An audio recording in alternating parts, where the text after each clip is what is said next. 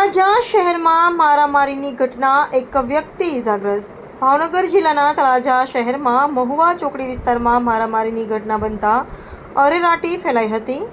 પ્રાપ્ત માહિતી મુજબ મારામારી દરમિયાન ભરતભાઈ રામજીભાઈ મકવાણા નામના વ્યક્તિને ઈજાઓ પહોંચી હતી।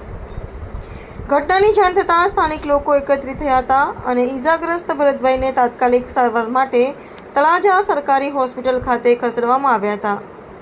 હોસ્પિટલમાં તેમની સારવાર હાથ ધરવામાં આવી હોવાનું જાણવા મળે છે। મારામારીનું ચોક્કસ કારણ હજુ સુધી જાણવા મળ્યું નથી। બનાવ અંગે વધુ તપાસ હાથ ધરવામાં આવી રહી હોવાનું જાણવા મળે છે। વધુ વિગતો પ્રાપ્ત થતાં સમાચાર અપડેટ કરવામાં આવશે।